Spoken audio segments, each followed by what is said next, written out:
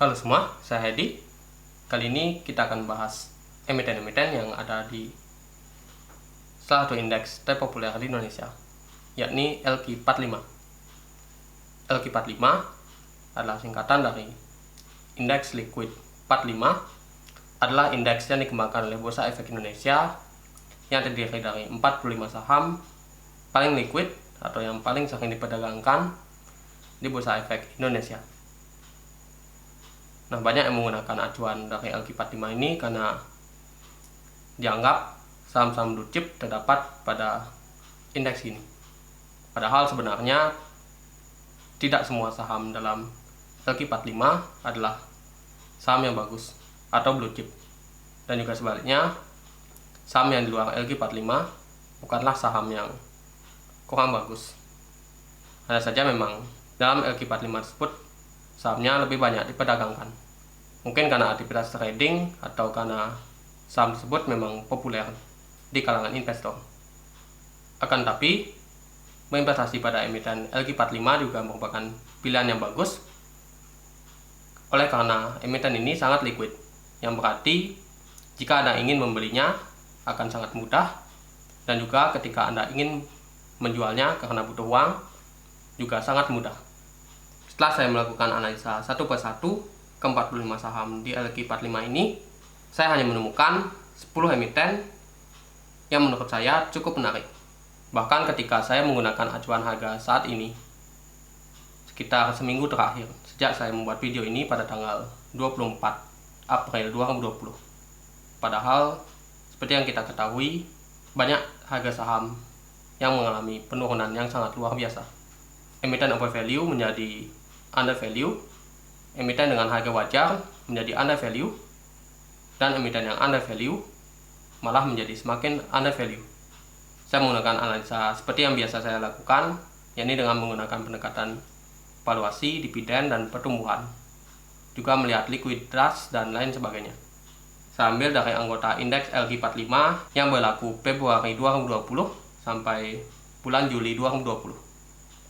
Analisa ini tidak dilakukan secara serentak, sehingga dividen yield, harga, dan valuasinya mungkin berbeda dengan kondisi saat ini. Jadi, Anda tetap harus melakukan analisa sendiri sesuai dengan preferensi masing-masing. Di sini saya hanya membantu mensortir dari ke-45 emiten LQ45 tersebut. Diharapkan bisa menjadi panduan bagi Anda untuk menganalisa saham-saham dalam LQ45. Jadi Anda tidak perlu menganalisanya satu persatu lagi. Baik, ini dia. Yang pertama yaitu ADRO atau PT Adro Energi Tbk. Saya menggunakan harga pada tanggal 20 April 2020 di harga Rp985 dengan laporan akhir tahun 2019. Dengan harga tersebut, valuasinya sangat-sangat undervalue. Apalagi saat ini harga sahamnya yang telah menurun karena penurunan harga batubara semakin turun lagi. Mungkin karena dampak suatu hal yang terjadi saat ini. Baik, saya lihat dari segi pertumbuhannya cukup bagus, valuasinya yang sangat undervalue, dan rutin memberikan dividen dengan yield yang saat ini sangat tinggi. Apalagi jika kita lihat laba bersih di tahun 2019 yang kurang lebih sama di tahun sebelumnya. Jadi saya asumsikan dengan dividen payout ratio yang masih 50% seperti 2 tahun terakhir, maka kemungkinan dividen yield-nya sangat tinggi. Bisa di atas 5% atau bahkan sampai belasan persen. Dari rasio likuiditasnya juga sangat baik. Lihat dari debt equity rasionya yang kurang dari 100%. Dan juga dari cash ratio, quick ratio, dan current ratio-nya di atas 100%. Sementara itu, meskipun liabilitas jangka panjang berbanding dengan ekuitasnya yang sedikit di atas 50%, yakni 50,24%. Jadi saya pikir emiten ini memang sangat menjaga agar liabilitas jangka panjangnya tidak sampai melebihi 50% dari ekuitasnya. Yang kedua yaitu ASII atau PT Astra International Tbk. Emiten ini merupakan perusahaan konglomerat yang bergerak di banyak bidang, mulai dari otomotif, jasa keuangan, alat berat, pertambangan, konstruksi, agribisnis, infrastruktur, teknologi informasi, hingga properti. Emiten ini bisa menjadi contoh yang bagus mengenai emiten overvalue yang kini menjadi undervalue, meskipun butuh waktu sangat lama untuk menantinya hingga menjadi undervalue. Emiten ini secara bertahap mengalami penurunan valuasinya sejak tahun 2011, yang berarti sekitar 9 tahun penantian. Hal tersebut juga dilihat dari dividen yieldnya yang pada tahun 2019 sangat kecil, yakni hanya sekitar 1%, dan terus berlanjut hingga saat ini. Dividen yieldnya jika kita bandingkan dengan harga sahamnya sekitar 4 sekian persen, yang berarti itu sangat tinggi. Hal tersebut selain karena harga sahamnya tidak mencerminkan laba bersihnya, juga karena harga saham saat ini karena kejadian luar biasa menjadi sangat-sangat rendah. Ya, sejak tahun 2011 emiten ini bisa dikatakan laba bersihnya terus mengalami peningkatan. Akan tapi harga sahamnya cenderung mengalami sideways atau mendatar. Dan juga ekuitas dari emiten ini terus mengalami peningkatan dari tahun ke tahun. Laba bersih di tahun 2019 juga kurang lebih sama dengan tahun sebelumnya, yang berarti diperkirakan dividen yieldnya masih sangat menarik. Dengan asumsi rata-rata emiten ini membagikan 40% dari laba bersihnya. Dan dari rasio-rasio utang perusahaan atau likuiditasnya, meskipun debt equity rasionya di atas 100%, yakni 111,73%, akan tapi rasio-rasio lainnya cukup menarik, mulai dari quick ratio dan current ratio-nya yang di atas 100%, dan juga rasio liabilitas jangka panjang berbanding dengan ekuitasnya yang masih di bawah 50%. Jadi bisa dikatakan emiten ini kembali menarik sejak tahun 2011. Kemudian ada BBNI atau Bank Negara Indonesia. Seperti yang kita ketahui, Bank BNI merupakan salah satu bank terbesar di Indonesia, sehingga cukup menarik untuk kita pertimbangkan. Apalagi harga sahamnya saat ini terus mengalami penurunannya sangat signifikan. Hal tersebut juga tidak lepas dari kejadian luar biasa di tahun ini.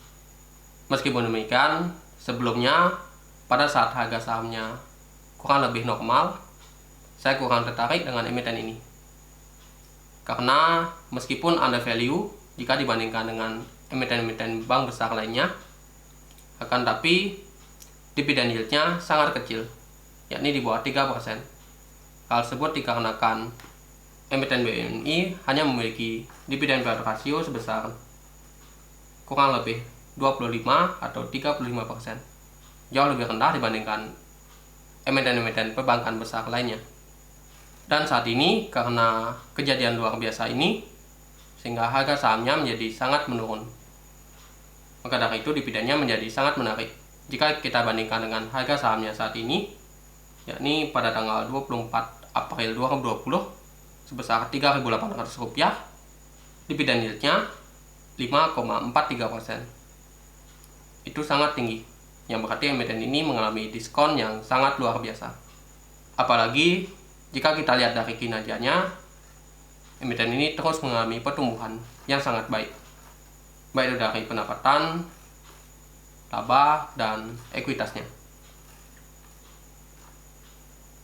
Hal tersebut membuat grafik PBV dan PER dari emiten BBNI ini terus mengalami penurunan, karena harga sahamnya memang tidak mencerminkan kinerja dari perusahaan ini. Yang keempat, yakni BBRI atau Bank Rakyat Indonesia. Bank ini sama seperti BBNI juga merupakan salah satu bank BUMN yang merupakan salah satu bank terbesar di Indonesia.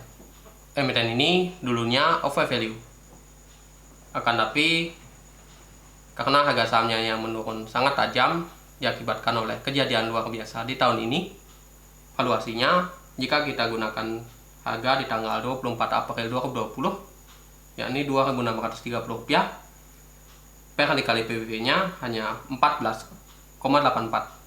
Hal tersebut membuat emiten ini menjadi semakin menarik, di samping karena dividennya yang memang menarik, bahkan sebelum harga sahamnya mengalami penurunan.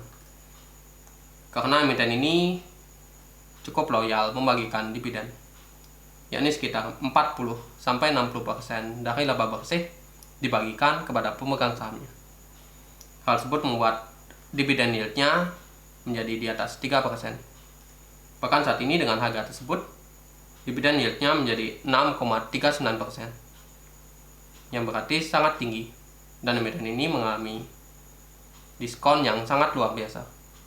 Sama seperti BBNI, kinerja dari Bank BRI ini juga sangat baik. Lihat dari pendapatan, laba, dan ekuitasnya. Hal tersebut membuat PBV-nya mengalami tren penurunan, meskipun PR-nya cukup mendatar. Yang kelima adalah BMRI. Kita bahas singkat saja, karena memang kurang lebih sama seperti Bank BRI, yakni mantan emiten overvalue yang menjadi sangat undervalue karena kejadian luar biasa di tahun ini. Kemudian kinerjanya juga sangat bagus, dan dengan dividen yang sangat tinggi. Bahkan di harga saat ini, pada tanggal 24 April 2020, di harga Rp4.280, dividen yieldnya 8,26%. Jadi sangat-sangat menarik. Yang keenam yaitu GGRM atau PT Gudang Garam Tbk. Emiten ini bergerak di industri yang saja kita tahu industri apa, dengan harga saham yang sebelumnya menjadi salah satu emiten termahal di Indonesia, atau bahkan saat ini masih bisa dikatakan sangat mahal, yakni di tanggal 21 April 2020 sebesar Rp43.200. Meskipun mahal dari nilai nominalnya, akan tapi dari valuasinya sebenarnya harga saham tersebut terbilang sangat murah, karena PER dikali PBV-nya hanya sebesar 12,47. Jadi seharusnya harga wajarnya sekitar Rp58.000. Emiten ini mengalami pertumbuhannya sangat bagus. Bahkan di tahun 2019, laba bersihnya mengalami peningkatan yang sangat signifikan. Nah, laba bersihnya meningkat signifikan. Sementara itu, harga sahamnya menurun signifikan. Bisa dibayangkan dividen yang akan diperoleh di tahun 2020. Dengan asumsi, emiten ini tetap membagikan dividen payout rasio kurang lebih sekitar 60 hingga 70%. Atau kemungkinan seperti tahun-tahun sebelumnya, yang mana emiten ini memang mengatakan dividennya dibagikan, yakni sekitar Rp2.600. Jika emiten tersebut di tahun ini membagikan dividen Rp2.600, maka dengan harga saham tersebut dividen yieldnya 6,02%, yang berarti itu sangat tinggi. Dari grafik PBV dan PER-nya, kita lihat bahwa emiten ini sedang mengalami diskon yang sangat luar biasa. Hal tersebut tidak lepas dari isu kenaikan cukai, dan saat ini sedang mengalami hal yang sangat luar biasa, dikarenakan kejadian luar biasa yang Anda pasti tahu apa, kan tapi saya tidak diberikan otoritas untuk menyebutnya di sini. Dari segi likuiditasnya juga sangat baik. Lihat dari debt equity rasionya yang hanya sebesar 54,42%. Kemudian current rasionya juga 200%, dan rasio liabilitas jangka panjang berbanding dengan ekuitasnya yang hanya sebesar 4,83%. Itu pun hanya terdiri dari liabilitas imbalan kerja dan liabilitas pajak tangguhan, yang berarti bisa dikatakan emiten ini tidak memiliki hutang jangka panjang. Quick rasionya memang tidak banyak, yakni hanya sebesar 36,56%. Hal tersebut dikarenakan persediaannya yang cukup tinggi.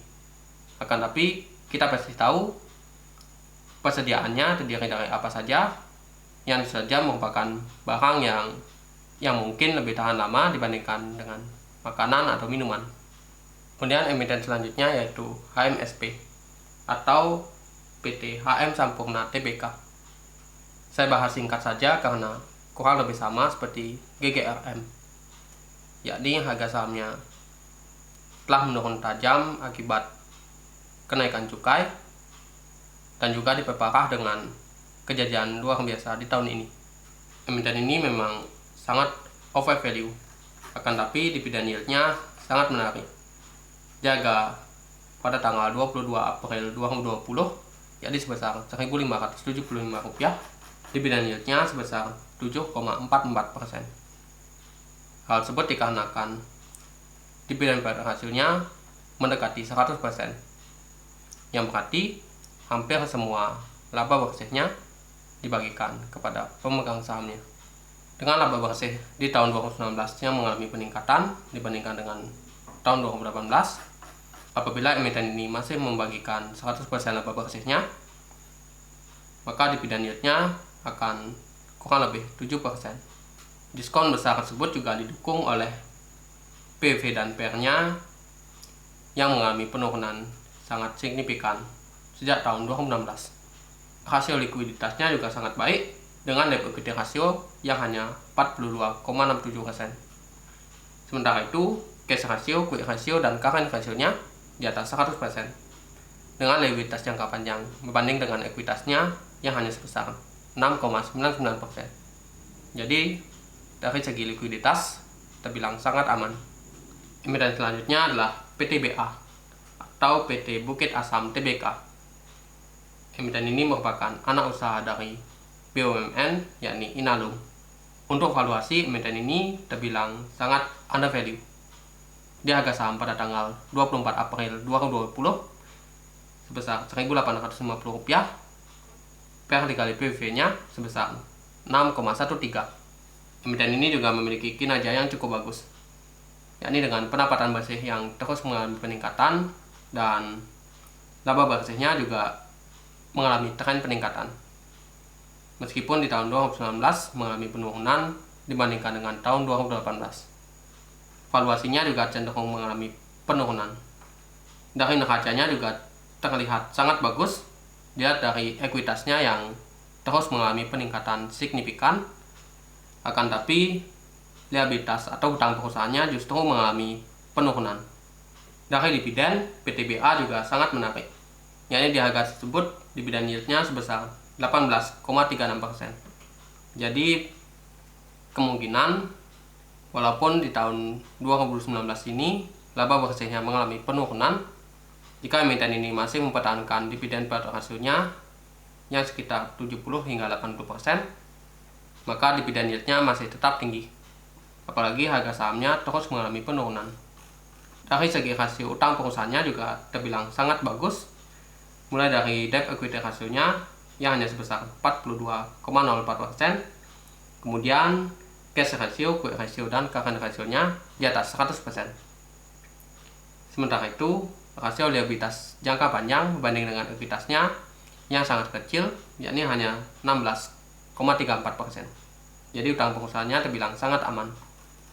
Emiten yang selanjutnya yaitu SCMA, yakni PT Surya Citra Media Tbk. Emiten ini merupakan emiten yang memiliki stasiun televisi, SCTV, dan Indosiar. Harga saham dari emiten ini terus mengalami penurunan sejak tahun 2014. Padahal kinerjanya terbilang cukup bagus, yakni dengan laba bersih yang tidak sebanding dengan harga sahamnya. Meskipun laba bersihnya cenderung mendatar, akan tapi harga sahamnya justru menukik tajam ke bawah. Hal tersebut membuat PR dari emiten ini terus mengalami penurunan. Begitu pula dengan PV-nya, karena jika kita lihat dari neracanya, sebenarnya ekuitasnya semakin tahun semakin bagus, dengan ekuitas yang terus mengalami peningkatan, sementara liabilitasnya justru mengalami penurunan. Pertumbuhan yang terhenti tidak selalu berarti buruk. Hal tersebut bisa mengindikasikan bahwa emiten tersebut telah mencapai batas maksimal dari pertumbuhannya, sehingga tantangan utama dari perusahaan ini adalah mempertahankannya. Akan tapi, mungkin karena investor terlalu mengejar pertumbuhan, sehingga ketika pertumbuhan tersebut terhenti, investor mulai berbondong-bondong meninggalkannya. Padahal sebenarnya emiten ini masih sangat bagus.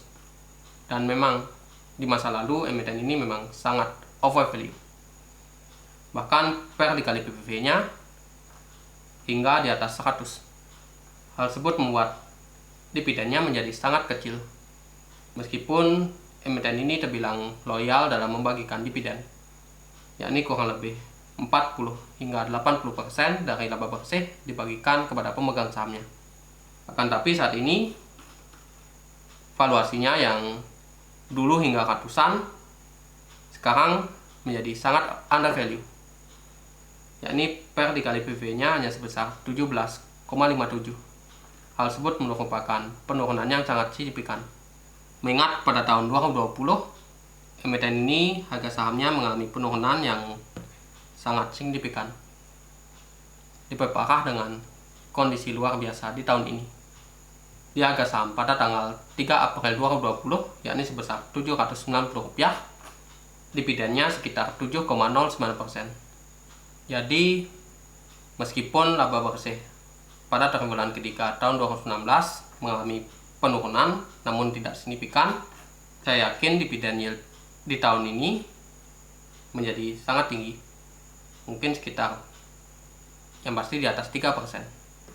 Dari rasio utang perusahaannya juga sangat bagus, mulai dari debt equity rasionya yang hanya sebesar 25,32%, kemudian cash rasionya cukup tinggi, yakni sekitar 67,48%, kemudian quick ratio dan current rasionya bahkan di atas 200%, dan rasio liabilitas jangka panjang dibanding dengan ekuitasnya yang sangat kecil, yakni hanya 4,7%. Nah, yang terakhir yaitu UNTR atau PT United Tractors Tbk. Emiten ini merupakan anak usaha dari PT Astra International Tbk.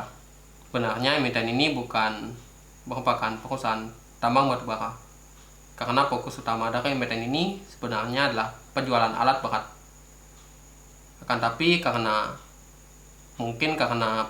penjualan dari alat berat tersebut kebanyakan ditujukan untuk tambang batubara, dan juga emiten ini memang terlibat langsung dengan pertambangan batubara, maka hal tersebut membuat harga saham dari emiten ini juga mengikuti emiten-emiten batubara lainnya. Hal tersebut membuat valuasinya menjadi sangat undervalue, dengan harga saham pada tanggal 23 April 2020 yakni sebesar Rp16.200, per dikali PV-nya sebesar 5,55. Dari segi laba bersih dan pendapatannya juga mengalami pertumbuhan, bahkan seperti yang saya prediksikan sebelumnya. Dilihat dari laba triwulannya, laba bersih di tahun 2019 justru mengalami peningkatan dibandingkan dengan tahun sebelumnya. Hal tersebut dikarenakan kontribusi tambang emas dalam emiten ini cukup signifikan. Emiten ini memang sebelumnya memutuskan untuk melakukan diversifikasi ke sektor tambang emas yang awalnya dikritik banyak orang, akan tapi ternyata hasilnya sekarang sangat membantu menopang kinerja laba bersihnya. Akan tapi harga sahamnya justru menurun, sehingga valuasinya semakin murah. Bisa kita lihat dari grafik PER dan PBV-nya yang terus mengalami penurunan. PBV menurun karena jika kita lihat di neracanya, ekuitasnya justru mengalami peningkatan. Jadi bisa dikatakan harga saham dari emiten ini tidak mencerminkan kinerja sahamnya. Apalagi jika kita lihat dari dividennya yang sangat tinggi, yakni sebesar 7,63%. Dengan laba bersih dan asumsi dividen payout rasio tahun ini yang kurang lebih sama seperti tahun lalu, maka mungkin dividen yield yang diterima pada tahun ini akan sangat tinggi. Dan juga jika kita lihat dari rasio utang perusahaannya juga terbilang sangat bagus, mulai dari debt equity rasionya sebesar 86,93%, kemudian meskipun cash rasionya hanya sekitar 37,1%, akan tapi quick ratio dan current rasionya di atas 100%, dan dengan liabilitas jangka panjang dibanding dengan ekuitasnya yang hanya sebesar 30,95%. Itu berarti di bawah 50%, yang berarti itu sangat bagus. Jadi bisa dikatakan emiten ini memiliki likuiditas yang tergolong aman. Baik, mungkin itu saja 10 emiten LQ45 yang paling menarik. Jika kita lihat harga saham semua emiten tersebut, saya bisa katakan bahwa emiten-emiten LQ45 sedang dalam kondisi big sell atau diskon besar-besaran, karena penurunan harga sahamnya yang terlalu dalam, mungkin karena kepanikan massal atau memang banyak orang yang sedang membutuhkan uang untuk menghadapi situasi saat ini. Saya tidak bermaksud memberikan rekomendasi ataupun tidak merekomendasi. Anda tetap harus melakukan analisa sendiri sesuai dengan preferensi masing-masing. Segala keputusan atau tindakan yang diambil berdasarkan informasi dari video ini tetap menjadi tanggung jawab pribadi.